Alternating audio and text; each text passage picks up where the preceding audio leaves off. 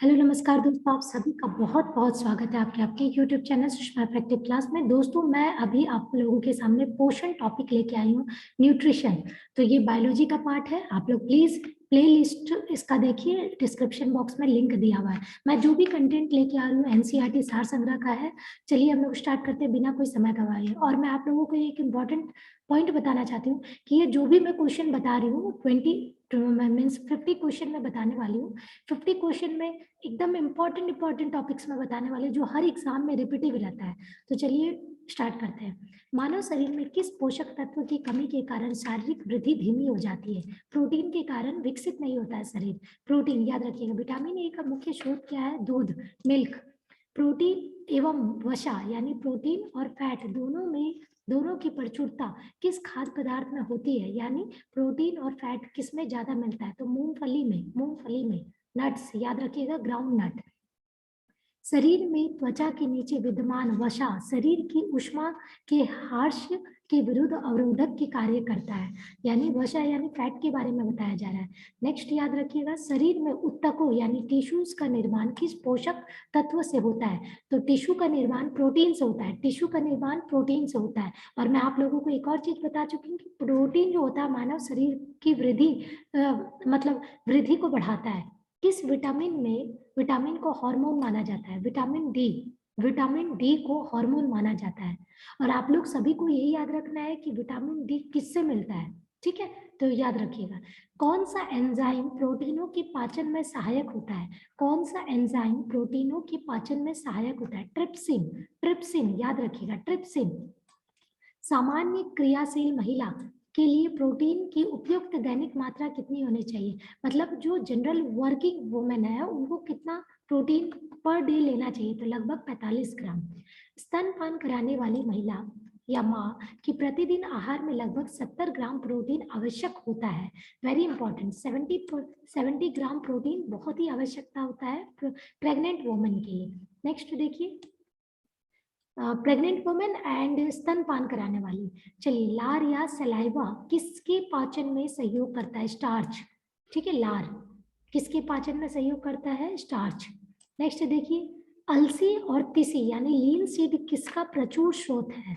तो ये है ओमेगा 3 वसीय अम्ल।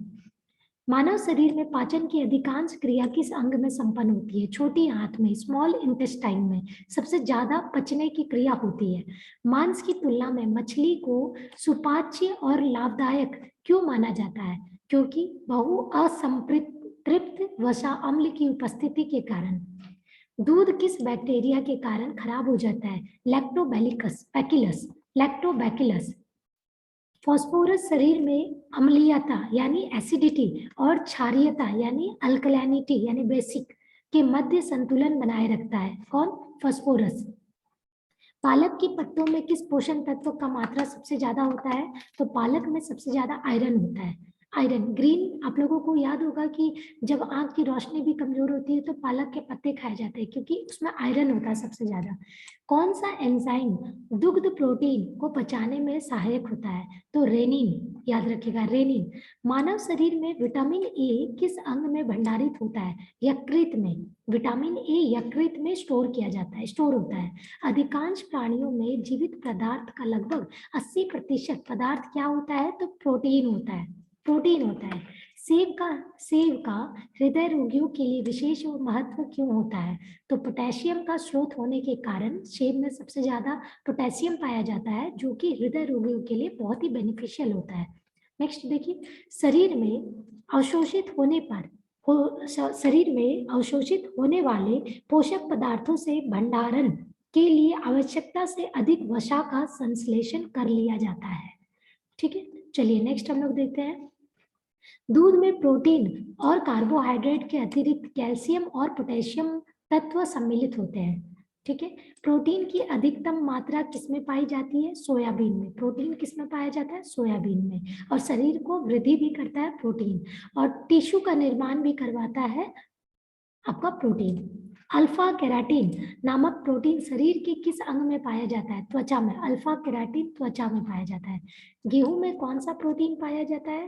तो ग्लूटेन पाया जाता है। नेक्स्ट देखिए, गाय का दूध कैरोटीन गाय का दूध कैरोटीन की उपस्थिति के कारण हल्के पीले रंग का होता है, कैरोटीन की उपस्थिति के कारण हल्का येलो कलर में होगा। दूध का श्वेत रंग किसकी उपस्थिति के कारण होता है, तो कैसीन नामक प्रोटीन। देखिए दोस्तों, इसमें दो चीजें, कैसीन से दूध का व्हाइट रंग आता है, उजला श्वेत कलर आता है, और कैरोटीन से हल्का पीलापन आता है। तो याद रखिएगा, किसमें विटामिन सी की मात्रा सर्वाधिक होती है, तो खट्टे पदार्थ में, यानी आंवला, ठीक है, नींबू। विटामिन डी की प्रमुख स्रोत क्या है, तो सूर्य की किरणें। विटामिन डी सबसे ज्यादा कहाँ मिलता है, सनलाइट से। किस विटामिनों का निर्माण हमारे शरीर के अंदर होता है, शरीर में होता है, तो विटामिन डी का और विटामिन बी3 का, विटामिन डी का एंड विटामिन बी3 का। चलिए नेक्स्ट हम लोग देखते हैं, कौन सा विटामिन किसी स्वप्न को पर्याप्त अधिक अवधि तक याद रखने में सहायक होता है, विटामिन बी6। विटामिन बी6 सब्जियों में मुख्यतः हमें क्या प्राप्त होता है, तो विटामिन प्राप्त होता है। एक गिलास पानी पीने से कितनी कैलोरी मिलती है, 0 कैलोरी मिलती है, 0 कैलोरी मिलती है। बासमती चावल दाने को पकाने पर लंबे क्यों हो जाते हैं, तो एमाइलेज की उपस्थिति के कारण, एमाइलेज की उपस्थिति के कारण बासमती का चावल पकने के बाद लंबा सा हो जाता है। चलिए नेक्स्ट देखते हैं, दूध में कौन सा सैकेराइड उपस्थित होता है, तो लैक्टोज। लैक्टोज होता है दूध में, क्या होता है, कौन सा सैकेराइड होता है, लैक्टोज होता है। किस विटामिन की कमी से स्कर्वी रोग होता है, तो विटामिन सी, आप लोग सभी को पता है, स्कॉर्बिक एसिड भी बोला जाता है। चलिए नेक्स्ट देखते हैं, हेपेटाइटिस मानव शरीर की किस अंग को प्रभावित करता है, यकृत को। यकृत को हेपेटाइटिस प्रभावित करता है सबसे ज्यादा। किसके संश्लेषण में विटामिन के की विशिष्ट भूमिका होती है, किसके संश्लेषण में विटामिन के की विशिष्ट भूमिका होती है, तो प्रोथोम्बिन, प्रोथोम्बिन के कारण ये होती है। पौधों और जंतुओं में कार्बोहाइड्रेट का संचयन किस रूप में होता है, तो पौधों में स्टार्च के रूप में होता है और जंतुओं में ग्लाइकोजोन के रूप में होता है। याद रखिएगा, कार्बोहाइड्रेट पौधों में मतलब प्लांट्स में स्टार्च के रूप में होता है और जंतुओं में ग्लाइकोजोन के रूप में कार्बोहाइड्रेट का संचयन होता है। याद रखिएगा। विटामिन क्या होते हैं, विटामिन होते हैं आवश्यक कार्बनिक यौगिक जिनका संश्लेषण शरीर में नहीं होता है, ठीक है, याद रखिएगा।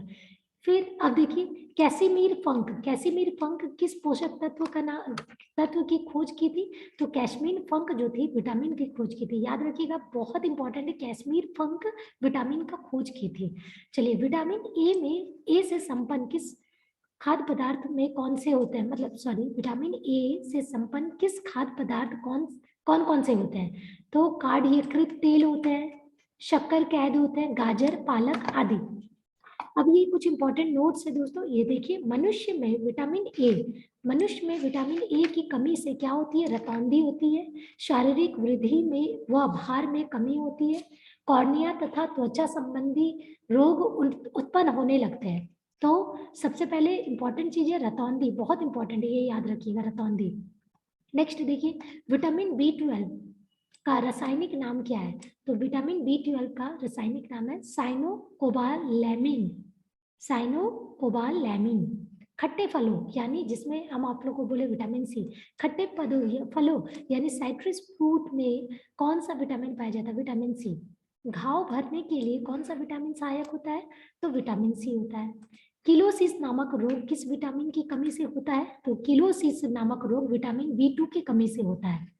थाइमिन, थाइमिन किसका रासायनिक रूप है, तो थाइमिन है विटामिन बी1 का। दोस्तों मैं आप लोगों को एक चीज बताना चाहती हूँ, जितने भी विटामिन है, विटामिन ए, विटामिन बी1, 2, 3, ठीक है, 5, 12, विटामिन के, विटामिन सी, विटामिन डी, ये सबका आपको रासायनिक नेम यानी केमिकल नेम पूछा जाता है, तो ये भी बहुत इंपॉर्टेंट है, याद रखिएगा। जल में कौन सा विटामिन घुलनशील होता है, तो विटामिन बी और विटामिन सी पाया जाता है जल में, यानी जल का केमिकल नेम क्या है, H2O। पेलाग्रा और स्कर्वी नामक रोग क्रमशः किन विटामिनों की कमी के कारण होते हैं, तो विटामिन बी3 और विटामिन सी। विटामिन डी के रासायनिक नेम क्या है, कैल्सीफेरोल, विटामिन डी का कैल्सीफेरोल। विटामिन डी की कमी से कौन सा रोग होता है, रिकेट्स होता है, रिकेट्स होता है। चलिए नेक्स्ट देखते हैं, कुछ इंपॉर्टेंट पॉइंट है, रक्त का थक्का बनने में विटामिन के की आवश्यकता होती है, ठीक है। किस विटामिन की कमी से शरीर की प्रतिरक्षा प्रणाली तथा जनन क्षमता कम हो जाती है, तो स्कॉर्बिक अम्ल से, स्कॉर्बिक एसिड के कारण। नेक्स्ट देखिए, संक्रमण रोधी विटामिन किसे कहा जाता है, तो विटामिन ए से, विटामिन ए को कहा जाता है। संक्रमण यानी रोध प्रतिरोध से लड़ने की क्षमता, ठीक है। किस विटामिन में कोबाल्ट पाया जाता है? विटामिन B12 में कोबाल्ट पाया जाता है। अनाज के छिलके में मुख्यतः कौन सा विटामिन पाया जाता है? थायमिन यानी B1, विटामिन B1 पाया जाता है। अब दोस्तों यहाँ पे कुछ इंपॉर्टेंट पॉइंट्स है, उसको देखिए। भोजन में रेशो का महत्व, importance of fibre in food. तो आप लोग सभी को पता है कि जितने भी हम लोग सलाद खाते हैं, सैलेड यानी सलाद जो खाते हैं खाने के बाद, तो ये क्या होता है? रेशेदार भोजन होता है। तो अब इससे क्या होता है ये देखिए, भोजन में रेशों की अधिकता पाचन क्रिया में सहायक होती है, यानी खाना पचाने में बहुत हेल्पफुल होता है। रेशे युक्त भोजन ग्लूकोज की मात्रा भोजन में ग्लूकोज की मात्रा कम होती है, जिससे आंतों में ट्यूमर बनने की संभावनाएं कम होती है।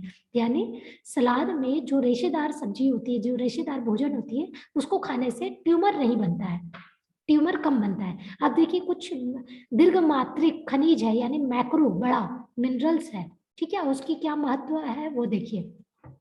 सबसे पहले कैल्शियम। कैल्शियम से क्या फायदा क्या है ये देखिए, दांतों और अस्थियों की रचना, रुधिर स्कंदन यानी ब्लड क्लॉटिंग, तांत्रिकाओं एवं पेशियों का कार्य करता है। कैल्शियम सबसे इंपॉर्टेंट चीज है कि दांत के लिए कैल्शियम युक्त आप लोग टूथपेस्ट यूज करते हैं, कैल्शियम खाते हैं जिससे दांत मजबूत रहे, हड्डियां मजबूत रहे, तो ये दो चीजें इंपॉर्टेंट है, याद रखिएगा।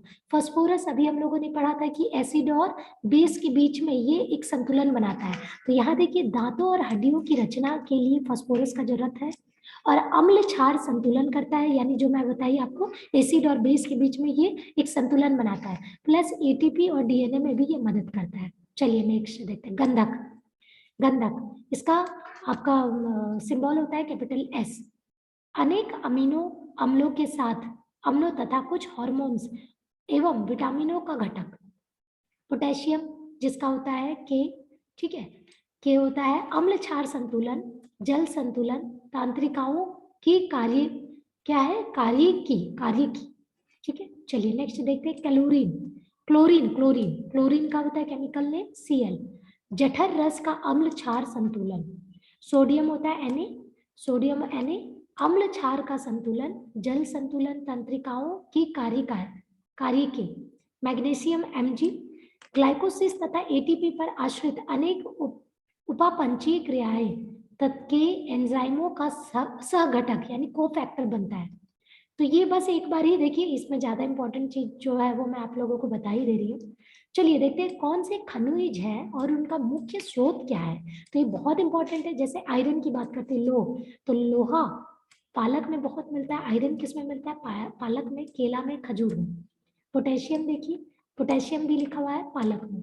आयोडीन सबसे ज्यादा नमक में पाया जाता है, या आयोडीन, हाँ वही है, नमक है। कैल्शियम किस में होता है? सबसे ज्यादा दूध और अंडे में होता है, दूध और अंडे में होता है। चलिए हम लोग नेक्स्ट देखते हैं, कौन सा तत्व किडनी में पथरी को बनने से रोकता है? तो ये मैग्नीशियम। कौन सा फल स्कर्वी रोग के उपचार के लिए यूज किया जाता है? तो आंवला। नेक्स्ट देखिए, एक संतुलित आहार में विभिन्न पोषक तत्वों किस अनुपात में होने चाहिए? तो एक संतुलित आहार में हाफ प्रोटीन होना चाहिए, आधा, जितना भी आप खाना खा रहे हैं उसमें आधा प्रोटीन होना चाहिए, 1/4 वसा यानी फैट होना चाहिए, और 3/5 कार्बोहाइड्रेट होना चाहिए। चलिए नेक्स्ट देखते हैं, किस पोषक तत्वों से प्रति ग्राम सर्वाधिक ऊर्जा प्राप्त होती है? तो फैट से होती है, बहुत ज्यादा आपको ऊर्जा मिलती है। नेक्स्ट देखते हैं, किसकी कमी से क्रिटिनिज्म, मंद बुद्धि एवं बौना रोग हो जाता है? आयोडीन की कमी से होता है।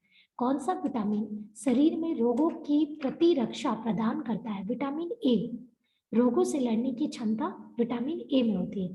अब मैं आप लोगों को दोस्तों, ये वीडियो थोड़ा ज्यादा लंबा हो रहा है, तो मैं अब नेक्स्ट आप लोगों को विटामिन के कार्य और जल में घुलनशील विटामिन जो रहते हैं, मीन्स वाटर सॉल्युबल विटामिन, वो आपको नेक्स्ट वीडियो में बताऊंगी। तब तक के लिए नमस्कार, और मेरे चैनल अगर आपको पसंद आए तो प्लीज लाइक एंड सब्सक्राइब करना ना भूलें। तब तक के लिए नमस्कार।